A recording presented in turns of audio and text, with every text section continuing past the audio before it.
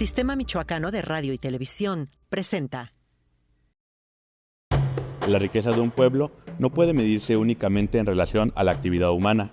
Si bien es cierto que la relación entre hombre y naturaleza está unida de manera profunda, también la naturaleza por sí misma cuenta con un desarrollo que es necesario analizar para entenderla y entendernos. Yo soy Rafael Flores y esto es Michoacán 200 años, origen y futuro.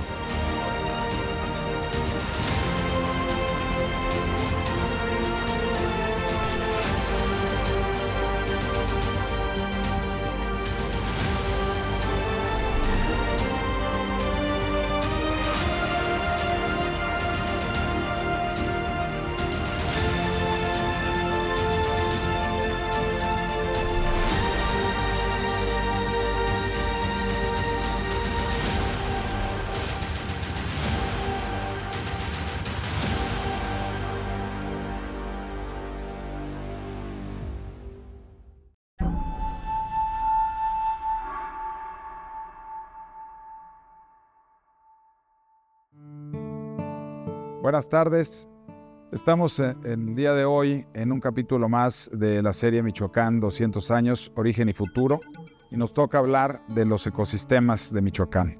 Algo de lo más importante, el patrimonio que tiene Michoacán es su patrimonio cultural, su patrimonio natural, y el día de hoy para hablar de este tema estamos con tres invitados de lujo: el doctor Arnulfo Blanco de la Facultad de Biología de la Universidad Michoacana de San Nicolás de Hidalgo, especialista en restauración de ecosistemas; el doctor Alberto Gómez Tagle del INIRENA, el Instituto de Investigación de Recursos Naturales de la Universidad Michoacana también, especialista en temas forestales, agua y más; el maestro Daniel Díaz, que es el director de ordenamiento de la Secretaría de Medio Ambiente de Michoacán, y a mí que me toca moderar aquí esta mesa. Soy Alejandro Méndez, secretario de Medio Ambiente del Gobierno del Estado de Michoacán. Y pues, para empezar, me gustaría hacer una pregunta obvia. Michoacán está catalogado como el quinto estado con mayor riqueza en biodiversidad, reconocido por su patrimonio biocultural, una gran importancia a nivel mundial, porque pues México es uno de los países megadiversos, y Michoacán siendo el quinto en diversidad en el país, pues esto nos posiciona en un lugar muy importante. Les quisiera un poco preguntar cuáles son los ecosistemas o qué paisajes tenemos aquí en Michoacán, enlistar un poco esta riqueza, esta diversidad, y preguntarles a qué atribuyen esta riqueza, o por qué Michoacán y no otros estados cercanos del país tenemos esta riqueza concentrada aquí, esta riqueza biológica y cultural. Sí, Alejandro. Fíjate que es un caso muy peculiar el de Michoacán, porque al estar ubicado en el centro occidente de México, pues no tiene ecosistemas que tradicionalmente percibimos que son que resaltan mucho en la cantidad de biodiversidad que albergan, como las selvas lluviosas del sureste. En Michoacán no existen ese tipo de selvas de 60 metros de altura, súper exuberantes, con muchísimas especies en una hectárea, ¿no? Tanto de plantas como de animales. Michoacán no las tiene, pero tenemos otra forma de riqueza y de biodiversidad que es igual de relevante. Estamos ubicados en el centro occidente de México, que es una zona muy importante porque aquí hay una gran riqueza y endemismo de plantas y sobre todo de vertebrados. Al menos este centro occidente de México y especialmente Michoacán resaltan por la cantidad de vertebrados, es decir, aves, anfibios, reptiles, peces y plantas que tienen una alta proporción de endemismos, es decir, son especies que esos linajes biológicos se formaron exclusivamente en el centro occidente de México, y eso obedece en gran parte porque Michoacán es uno de los primeros estados en biodiversidad. Dicho. Sí, bueno, hay una de las cosas que hace que sea muy importante, es que tenemos ambientes muy diversos, una geografía muy compleja. Si vemos un mapa del estado de Michoacán, de la orografía de las zonas montañosas y las zonas llanas, tenemos relativamente pocas zonas planas.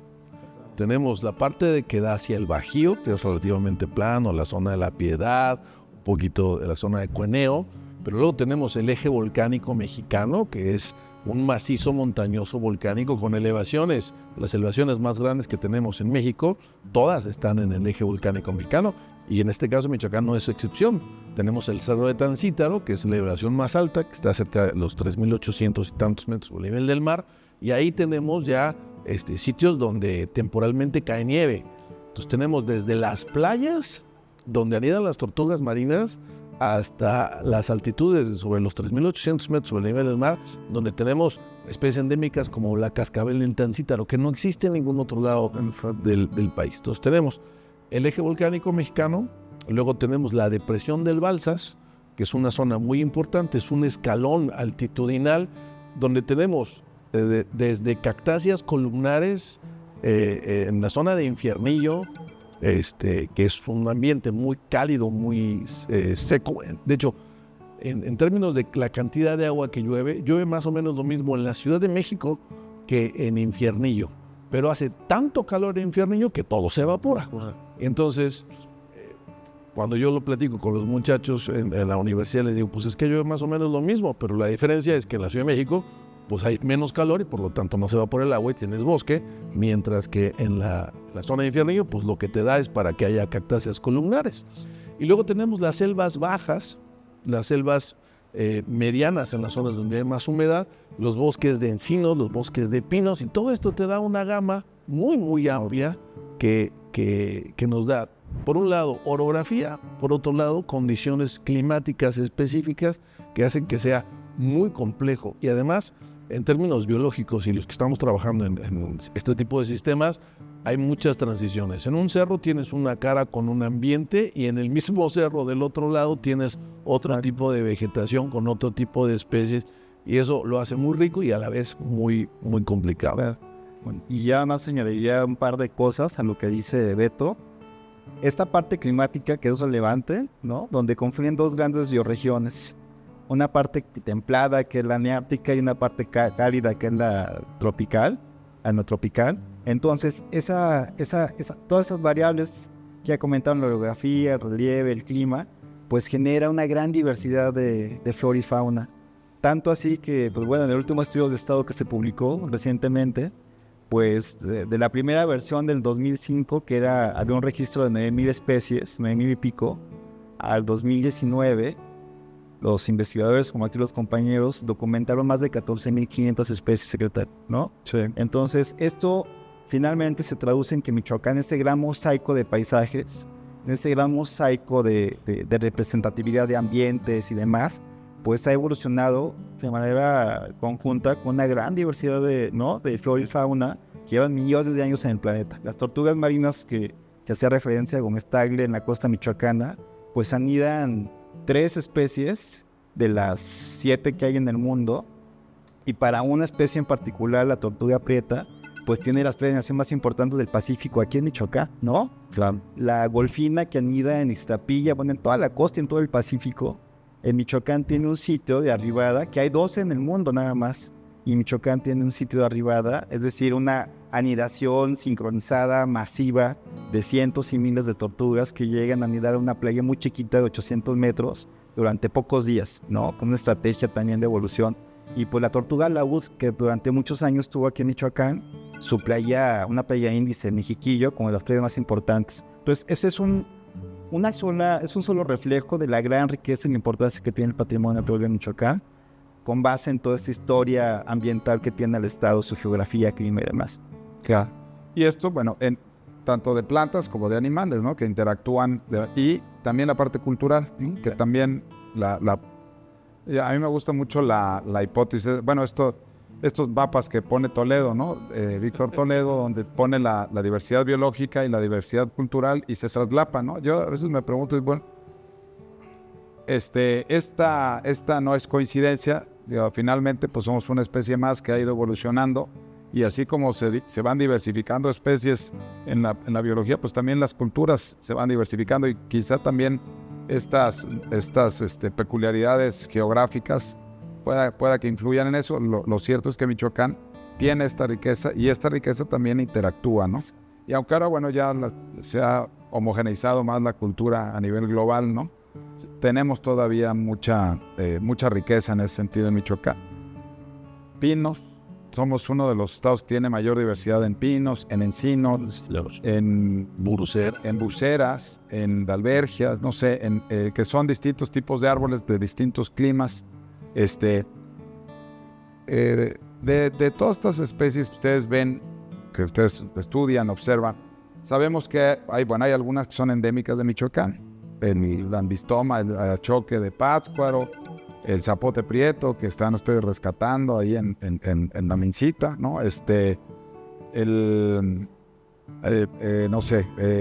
martinesi, el pino Maxi Martinesi, ¿es endémico ese? No, ese es de la región de Zacatecas. Martinesi es de distribución restringida, pero no es endémico. Rendosky, en la Sierra Madre. Eso sí. Tenemos casos muy peculiares, como ese pino Rendosky, un pino que es microendémico de ahí de la Sierra Madre del Sur, en la localidad de Dos Aguas, entre los municipios de Cualcomán y Aguililla. Hay un pino que apenas fue descubierto para la ciencia como especie nueva en 1985-86 por el maestro Javier Madrigal. Recientemente, en la costa de Aquila, hay un nuevo género. Descubrir nuevos géneros de plantas es complicado, y ahí se descubrió recientemente un nuevo género de un árbol que se lleva el nombre de Beiselia, que pertenece a la familia de las burseras, y que curiosamente se encontró en Berlín en un jardín botánico. Un coleccionista de plantas de la familia llegó hasta esos lugares recónditos, se llevó ramas, porque se puede reproducir vegetativamente esa especie, y las tenía en Berlín en su colección privada. Un especialista en la familia lo vio y dijo: esto es raro porque esto no lo conozco. Y resulta que no era una nueva especie, era un nuevo género para la ciencia, microendémico de la costa de Aquila. Beiselia mexicana, está ahí en la localidad de Ostula, y se está trabajando en su reproducción. Entonces, tenemos casos tan relevantes como esos, nuevos géneros para la ciencia, ¿no?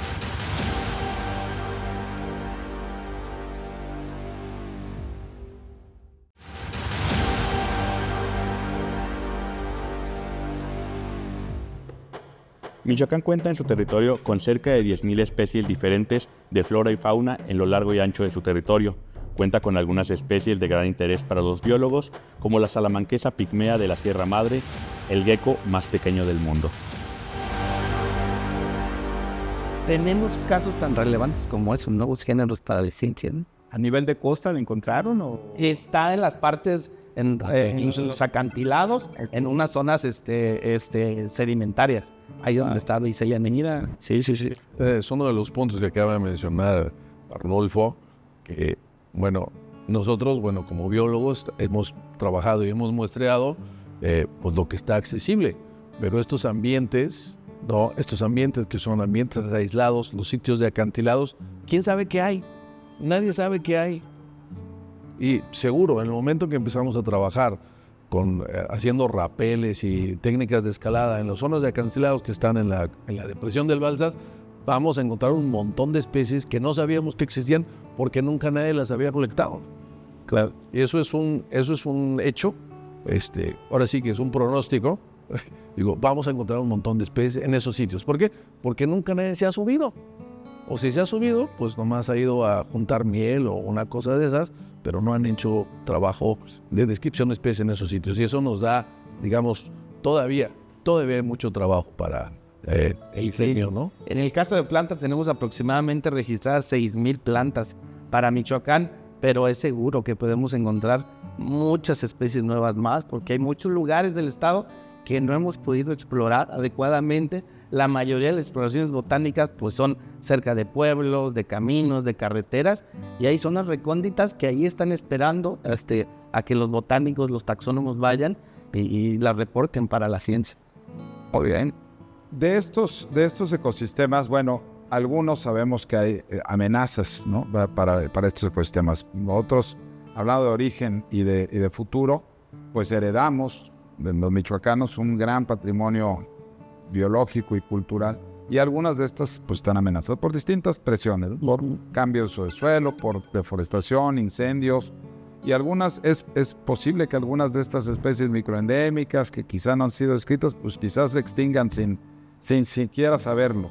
Pero también hay algunos otros casos que algunos de ustedes han estado trabajando para restaurar, para reproducir, para contener con áreas naturales protegidas y áreas voluntarias de conservación, con trabajos de investigación, con trabajos de reproducción en distintos institutos. Aquí en Michoacán tenemos afortunadamente también riqueza por ese lado. Tenemos una cantidad de académicos, de científicos importante que han estado trabajando esto, quizá no lo suficiente por lo que dicen, ¿no? Que ustedes comentan, falta mucho aún por descubrir.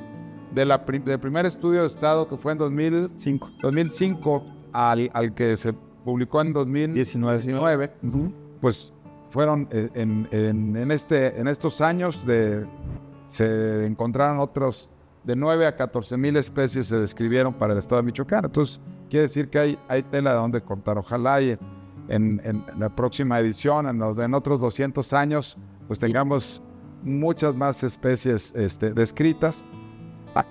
Hay algunos autores que hablan de la paradoja de la biodiversidad. Dicen, en entornos con mucha riqueza biológica y mucha biodiversidad, también suelen ser entornos donde no hay mucha industrialización, donde es difícil generar procesos de industrialización, y es difícil que esta riqueza biológica se traduzca en prosperidad para los poblados en ocasiones.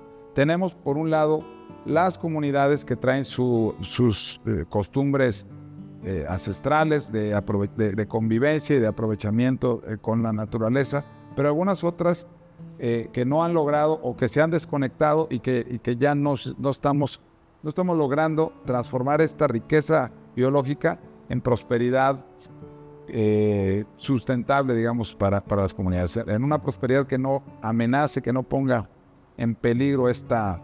Sin embargo, también tenemos algunos ejemplos de comunidades indígenas que han hecho las cosas, comunidades que tienen empresas forestales, que tienen cultivos muy amigables con el medio ambiente, y ustedes conocen algunas de estos ejemplos. A mí me gustaría en esta serie pues destacar, no sé, a lo mejor es hablar de San Juan, ¿no? Que han sido muy, muy reconocidos en todos lados, pero muchas otras comunidades que están haciendo las cosas de manera muy interesante, bien, y que pueden ser un ejemplo para esta y para otras generaciones y para otros lugares de cómo se pueden hacer las cosas de tal manera que se aproveche esta riqueza de la biodiversidad, pero que también lleve pan a las mesas de los. Sí, Alejandro, es una muy buena oportunidad para resaltar y dejar claro el importantísimo papel de la propiedad colectiva de la tierra, ¿sí? Y el papel que han tenido en la conservación de la biodiversidad. Básicamente los lugares con mayor representación de biodiversidad que tenemos en el estado es gracias a que son tierras ejidales o tierras subcomunales, donde esta forma de propiedad colectiva de la tierra ha permitido que la gente mantenga estos territorios con las coberturas originales o muy cercanas a las originales. Muy diferente a donde ha sucedido en lugares donde la propiedad privada o el advenimiento del procede, por ejemplo, permitió pues, que muchos ejidos se desmembraran, se deshicieran de sus tierras y entraran nuevas formas de actividades productivas que atentaron con la biodiversidad. Entonces, como tú dices, a mí me llama mucho la atención cuando voy a la costa de Jalisco o a la costa de Guerrero, ¿no? Cada vez es más común que te restrinjan el acceso a las playas. Es bien complicado ir a playas porque ya están vendidas los accesos a pequeños propietarios, ¿no?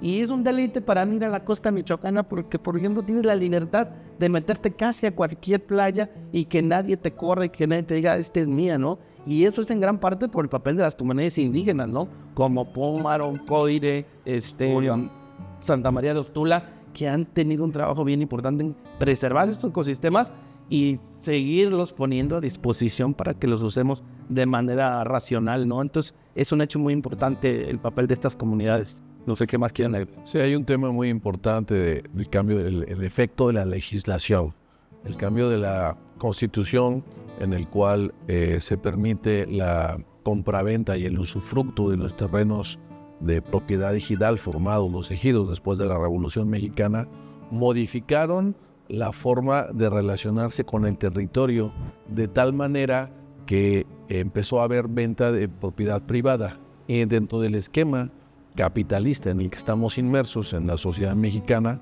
en la mayor parte del país, nosotros estamos viendo o se puede ver claramente que esa propiedad privada va a ser utilizada para hacer un usufructo económico. Claro.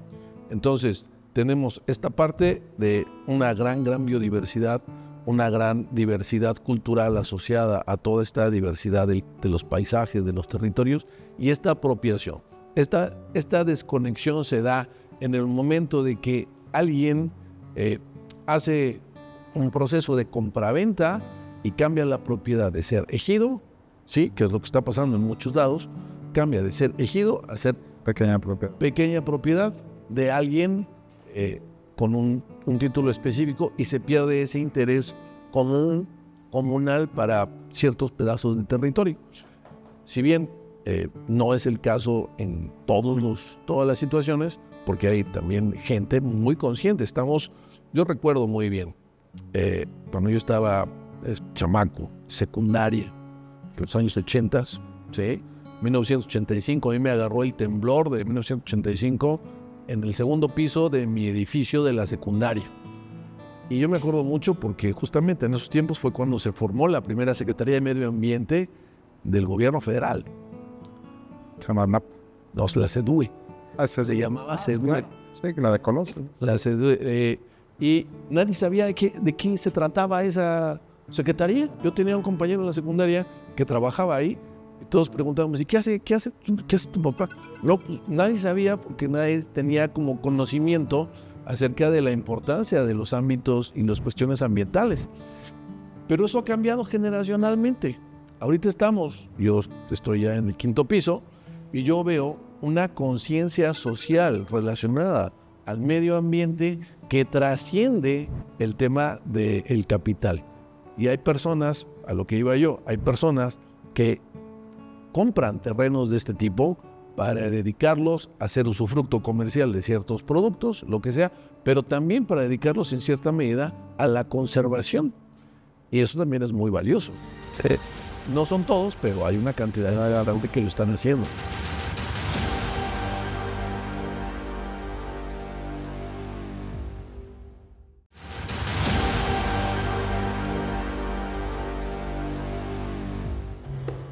El lago de Pátzcuaro es históricamente un centro cultural y natural del estado de Michoacán.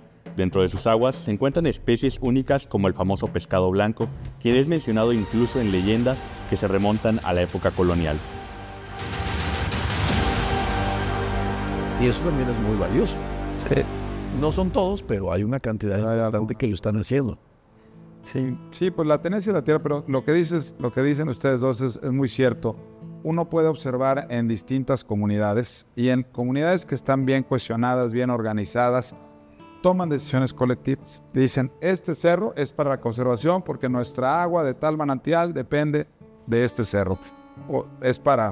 Y en comunidades que se empiezan a fragmentar o que se empiezan a dividir, se empiezan a privatizar y se empiezan a vender, y empieza a uno a ver pues cambios de suelo, en donde hay aguacate, otros cultivos de agroexportación, aguacate, berries recientemente, el agave para el tequila, sobre todo el mezcal todavía como que sigue siendo parte del patrimonio biocultural, entonces todavía no está tan industrializado, pero donde vemos que entra como la lógica de la producción industrial, empieza a transformarse el paisaje de manera muy importante.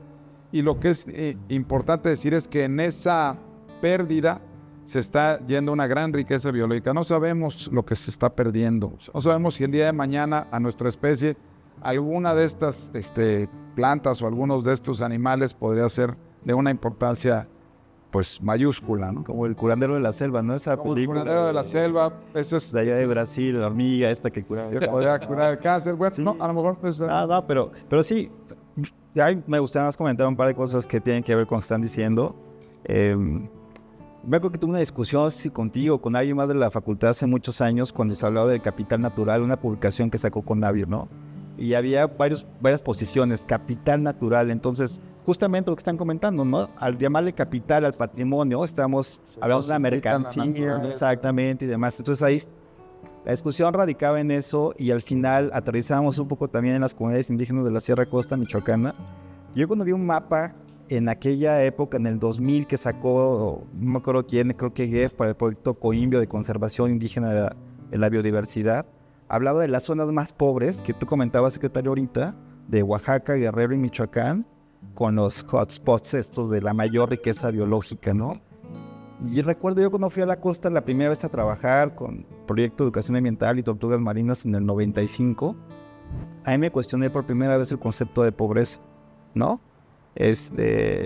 No me hacía sentido que estas comunidades con esta gran riqueza, ¿no?, cultural, biológica, de recursos, de territorio, estuvieran catalogadas como las comunidades más pobres también. O sea, ¿no? Entonces, vas creciendo y vas a encontrar la lógica de este esquema capitalista, de su fruto de apropiación de la naturaleza para transformarla en bienes, servicios y demás.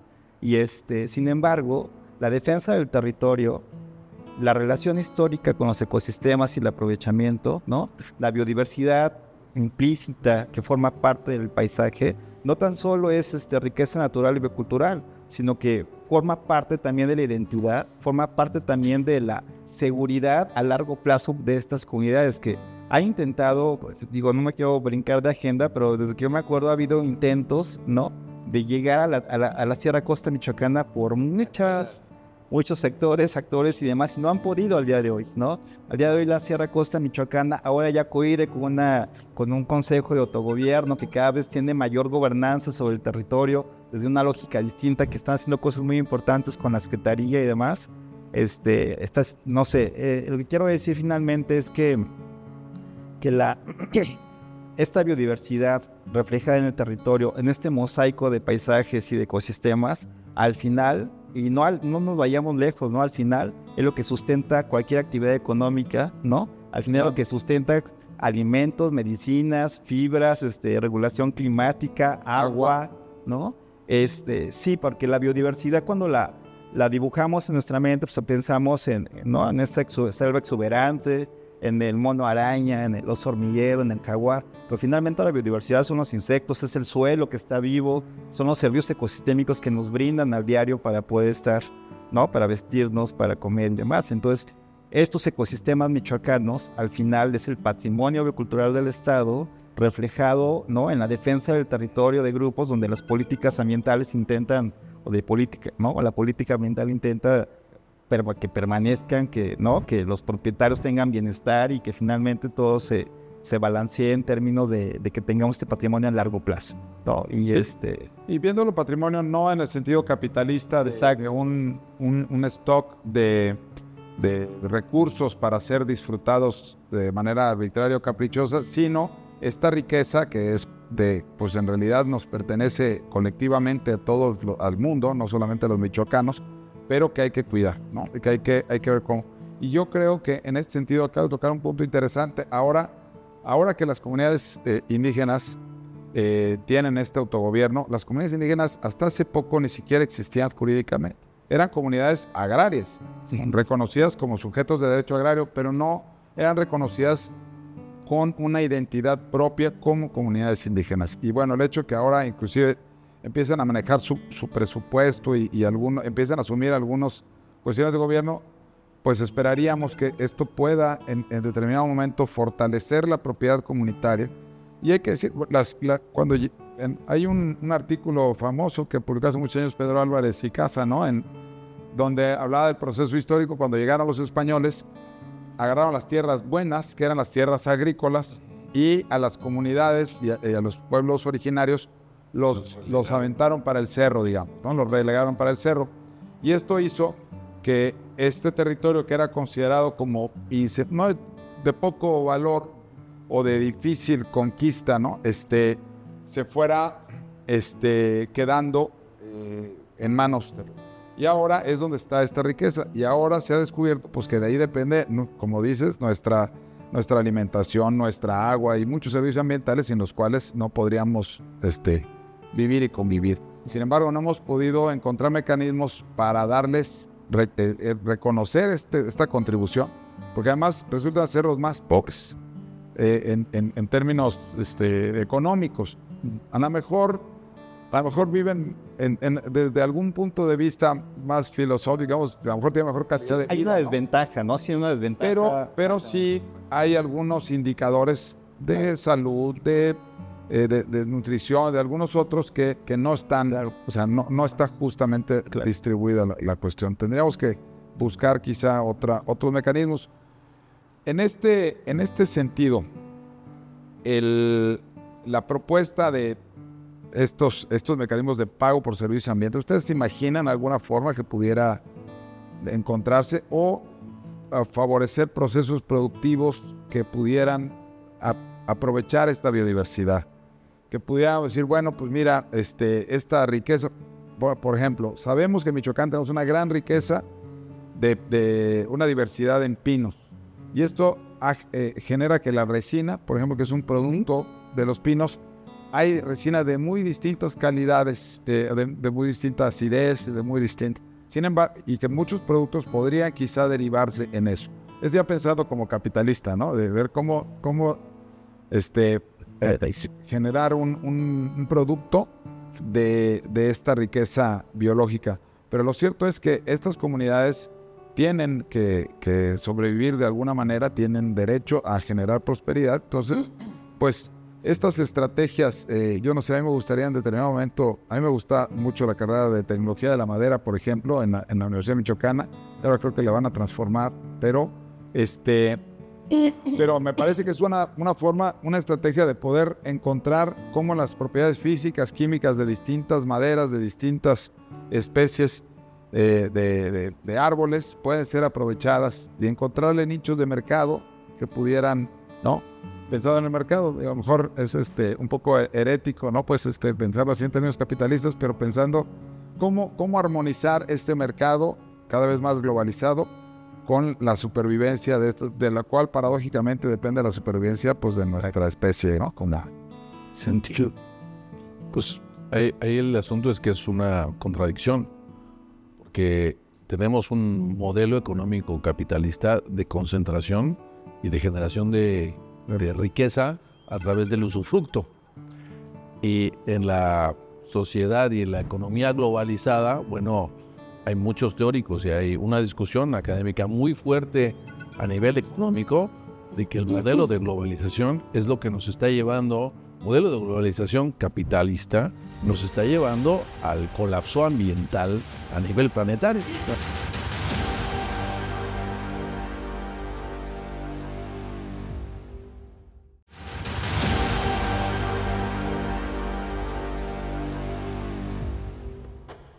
El 20 de febrero de 1943 se dio un fenómeno que impresionó a la sociedad de su época, el surgimiento del volcán Paricutín. Su aparición atrajo a personajes de todo el mundo que buscaban analizar y retratar un fenómeno pocas veces visto. Su erupción produjo un cambio en el ecosistema local que impactó a diversas comunidades que convivían alrededor del joven volcán. Continuamos con Michoacán, 200 años, origen y futuro. El modelo de globalización capitalista nos está llevando al colapso ambiental a nivel planetario. Entonces, esto nos lleva a decir, bueno, hay que hacer un replanteamiento de cómo está funcionando la economía.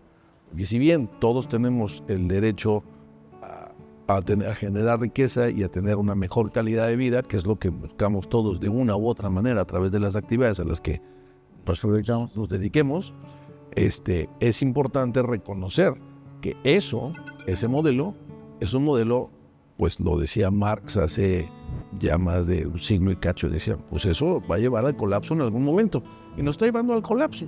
Entonces, replantear los mercados locales, replantear el transporte de las mercancías, la emisión de la huella de carbono, el manejo sustentable de ciertos recursos específicos estratégicos, ¿no? Como el agua, ¿no? Entonces, mencionabas, Alejandro, el tema de los programas de compensación del pago por desechos ambientales. Yo tuve una experiencia muy, muy agradable trabajando en Veracruz, una cuenca, la cuenca del río de la Antigua, la parte alta del río de la Antigua, en el municipio de Coatepec. Bueno, tiene un montón de agua, llueve muchísimo, es una zona muy lluviosa, y el municipio de Coatepec le cobra una cantidad de X de dinero a cada uno de los usuarios del municipio por la distribución y por el saneamiento y todo no sé qué, y recaba por decirlo así, el organismo de operación de alcantarillado y agua potable del municipio de Coatepec recaba ese dinero y lo destina para conservación del bosque y la biodiversidad. Pero es un esquema existente que está funcionando ahorita. Yo estuve trabajando allá en 2008, 2009 en esa zona, sigo trabajando con colegas por allá, ya no salgo mucho a campo en esa zona, pero es un mecanismo factible. ¿Qué es lo que hay que hacer? Bueno, tenemos muchísimos funcionamientos, muchísimos procesos ecológicos que son susceptibles de esto, porque la sociedad, yo le pregunto a las personas, ¿no? ¿De dónde salió el agua la última vez que te bañaste? La respuesta es de la llave. ¿Y de dónde salió el agua que salió de la llave? No, pues del tinaco. ¿Y de dónde? No, pues. Entonces, hay una desvinculación del medio natural en las sociedades urbanas.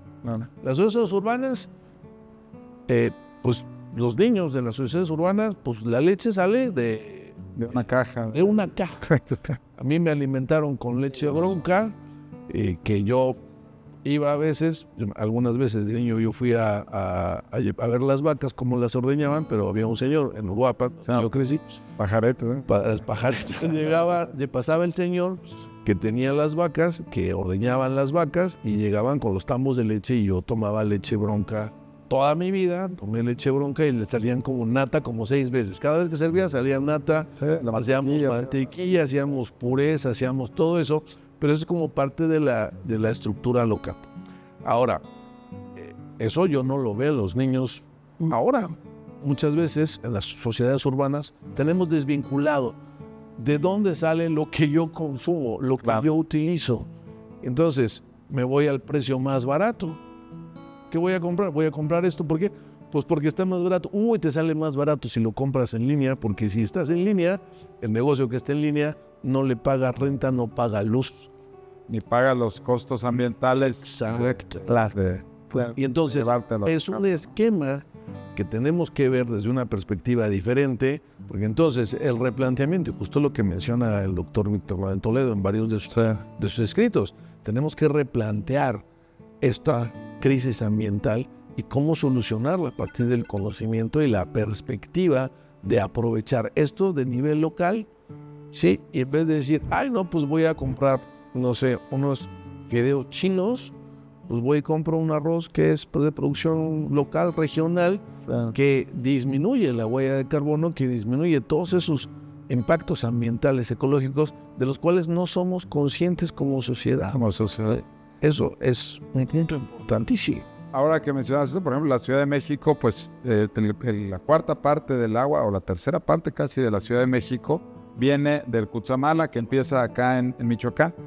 Y parte de sus bosques, de los 55,000 hectáreas de bosque que le tocan a Michoacán de la cuenca del Cutzamala, 53,000 son de propiedad social, precisamente. Es decir, son de propiedad de comunidades, sobre todo Mazaguas y Otomís en esa zona, y que no están recibiendo un centavo por el agua que le llega a la persona en la Condesa o en Polanco o en alguna otra colonia de la Ciudad de México, pues no reciben ninguna retribución. Y sin embargo, si estos habitantes de esta cuenca decidieran tumbar el bosque para plantar aguacates o para hacer alguna otra cuestión, pues se afectaría ya están sufriendo ahorita estas condiciones de sequía, ya estamos sufriendo todos estas condiciones, pero sí sería muy importante.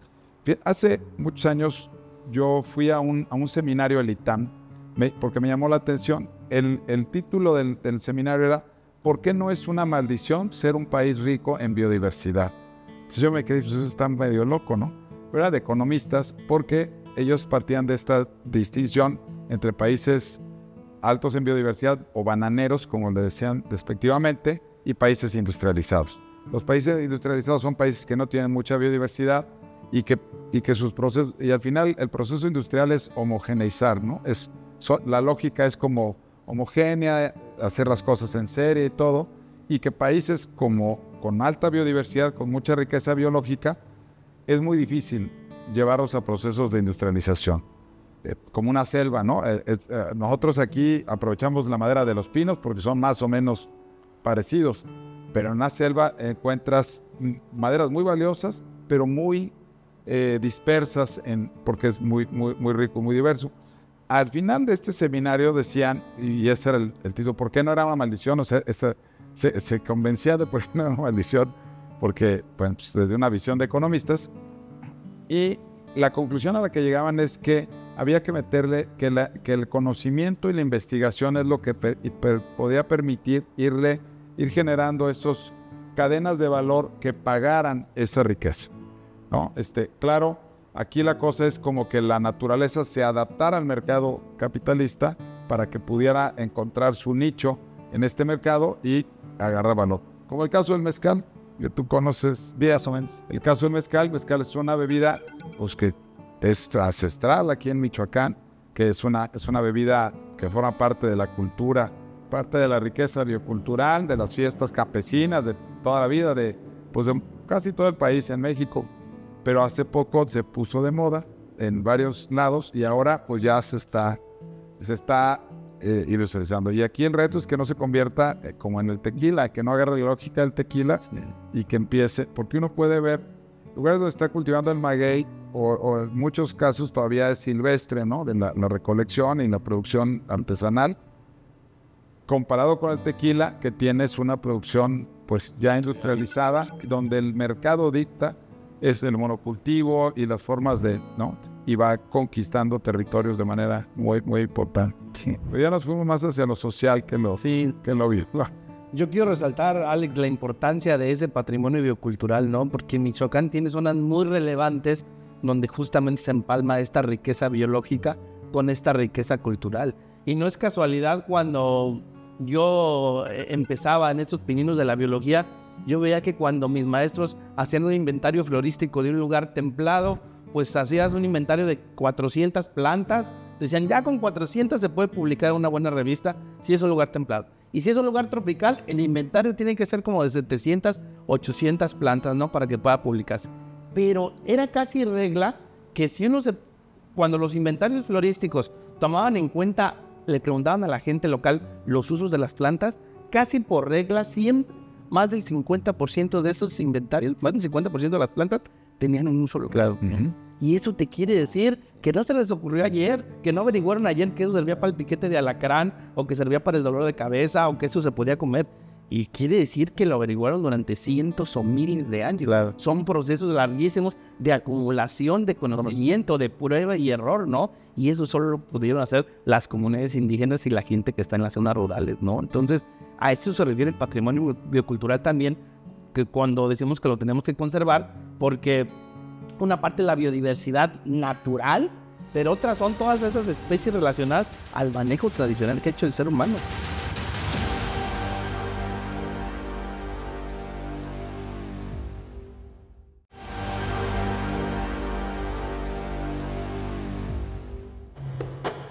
La presencia de montañas en tierras michoacanas es de suma importancia para el desarrollo histórico de muchas poblaciones que han habitado el estado desde hace siglos.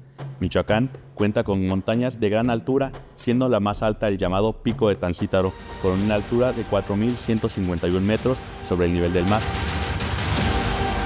Una parte de la biodiversidad natural, pero otras son todas esas especies relacionadas al manejo tradicional que ha hecho el ser humano. Esta región de Michoacán, del Balsas, por ejemplo, es importantísima por la gran cantidad de domesticación de plantas y de animales que se dio. ¿Sí? Hay una hipótesis de que el teocintle se domesticó, el maíz se domesticó en el Balsas, ¿no? Sí, los primeros registros eran en Puebla, 7,000 años aproximadamente, pero recientemente hay aportaciones ya teóricas de que tal vez en los límites de Oaxaca, de Guerrero y Michoacán, se han encontrado evidencias de domesticación de maíz de 9,000 años, por ejemplo, ¿no? Entonces, no solo maíz, frijol, calabaza, camote, un montón de especies de plantas y animales que la gente que vivía ahí ancestralmente los fue manipulando y los fue domesticando. Entonces, no solo tenemos especies, tenemos variedades, ¿no? De cosas que nuestros ancestros aportaron para que no solo en México, sino que en el mundo se disfrutara. Y esa es otra connotación de la gran biodiversidad que tenemos.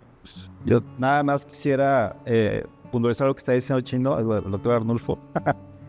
Michoacán forma parte de un corredor biocultural del centro occidente de México, integrado con 8 estados, ¿no? Nayarit, Jalisco, Colima, Guanajuato, Zacatecas, San Luis Potosí.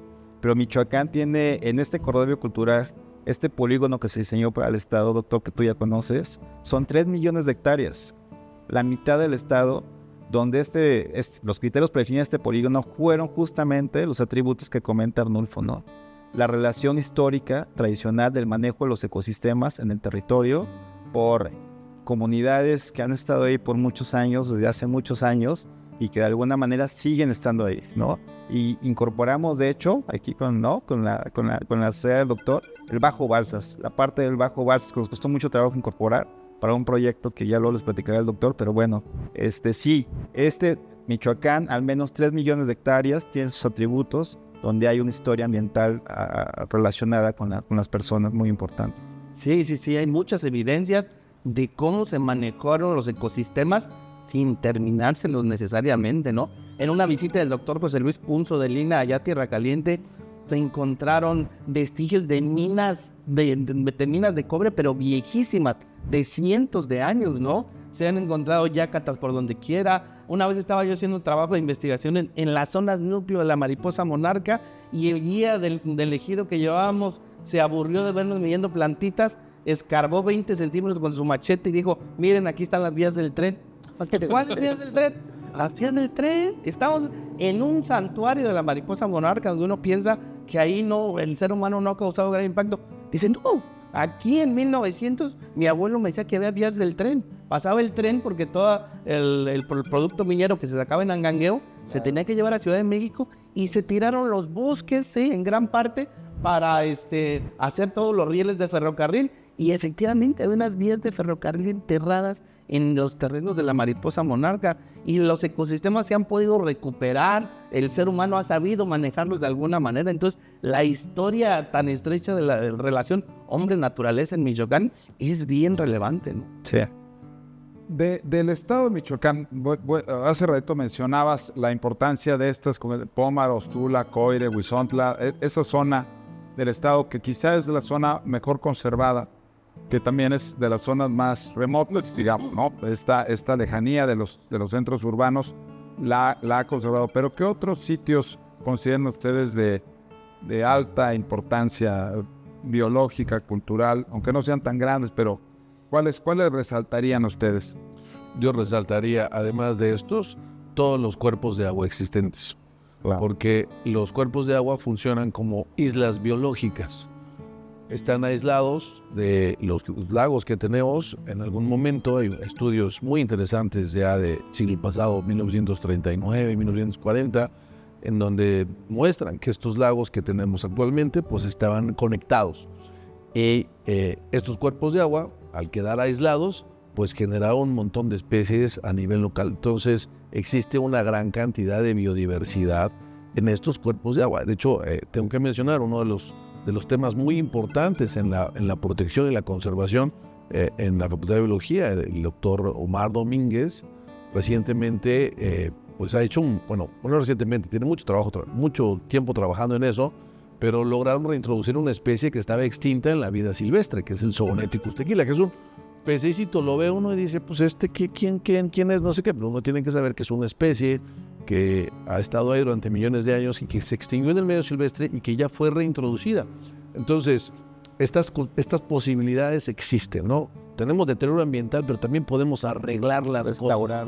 Restaurar lo que está lastimado hasta cierto punto y reintroducir especies, respondiendo, pues, las zonas de los cuerpos de agua. Los cuerpos de agua, para acabar, ríos, manantiales, arroyos de montaña, arroyos de tierras bajas, zonas de transición, las lagunas costeras. Todos esos ambientes son muy importantes porque albergan especies muchas veces endémicas o microendémicas. Entonces los tenemos que manejar, cuidar, conservar, y ahí justamente existe apropiación de estas especies, ¿sí? Apropiación de estos organismos a través de las formas culturales locales tradicionales. Claro. Y bueno, pues el estado, hablando de origen y futuro, de origen de Michoacán, la palabra Michoacán es lugar de pescadores, ¿no? Ese es o lugar de lagos también. Lugar de pescadores, sí. Lugar de pescadores, ¿no? Finalmente, pues también es parte de esto, de este binomio montañas, del eje volcánico y los lagos que se formaron y que son por la vegetación y por la posición que tiene el estado de Michoacán, es lo que nos permite estar en estas condiciones. Estamos casi por terminar. Yo les pediría que nos diera un minuto cada quien para cerrar, que quieran dejarle para que en 200 años alguien lo... bueno, fueron los 250 años, alguien lo pudiera. Pues yo me quedé con ganas de comentar algo que nos preguntaste sobre de qué manera la biodiversidad puede generar beneficios, ¿no?, tangibles a las comunidades, a los pueblos que tienen esta riqueza.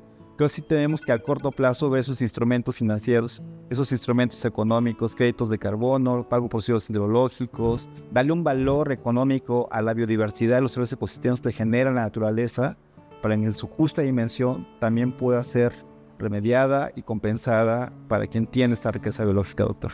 Sí, yo quisiera terminar resaltando esas zonas del estado que todavía quedan inexploradas o que todavía no conocemos bien, como son todos los bosques y selvas de la Sierra Madre del Sur.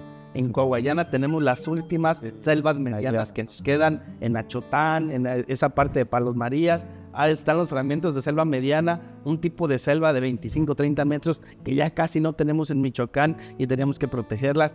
Todas las selvas secas de la costa y de la región del Balsas, desde Tepalcatepec, pegado a Jalisco, hasta Huetamo, pegado a Guerrero, son bien valiosas por la gran biodiversidad que albergan y por cómo la gente las maneja tradicionalmente. Son zonas que tendríamos que estudiar más y tenemos que tener más recursos para conservarlas junto con el manejo tradicional que hace la gente. Tal vez el esquema de estas reservas patrimoniales que Neira Sosa, cuando estaba ahí en la entonces Secretaría de Medio Ambiente, Oronomía y Medio Ambiente, esta figura de reserva patrimonial buscaba proteger estos lugares donde hay riqueza biológica relevante, pero también procesos culturales adicionales, ¿no? Deberíamos extender este tipo de concepto. tics. Gracias. ¿Tú quieres comentar?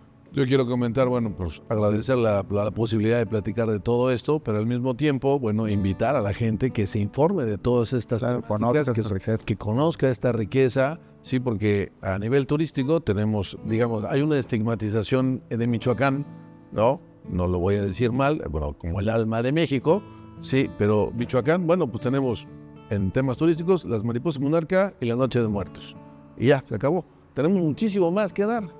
Tenemos muchísimas cosas. Las tortugas, las guacamayas, Orregón, las mariposas, no más los monarcas, sino... Y entonces hay mucha gente que yo he platicado, que yo conozco, que no conoce la parte interna, que conoce su lugar de origen, ha ido a algún lugar a ver algo, pero que desconoce la riqueza biocultural que tenemos en el estado. Entonces yo invito al auditorio, a la gente, pues que se incorpore a esto, ¿sí? Y que descubra que hay cosas muy interesantes, maravillosas en el estado. Pues agradecer esta oportunidad de dialogar un poco, invitar, como decía ahorita Alberto, a todos a que conozcamos esta riqueza que tenemos los michoacanos y que la podamos cuidar entre todos y reproducir. Al final es la vida, no nos ocupa la naturaleza a nosotros, pero nosotros sí lo ocupamos. Entonces, muchas gracias al Sistema Michoacano de Radio y Televisión por esta oportunidad de dialogar. Gracias.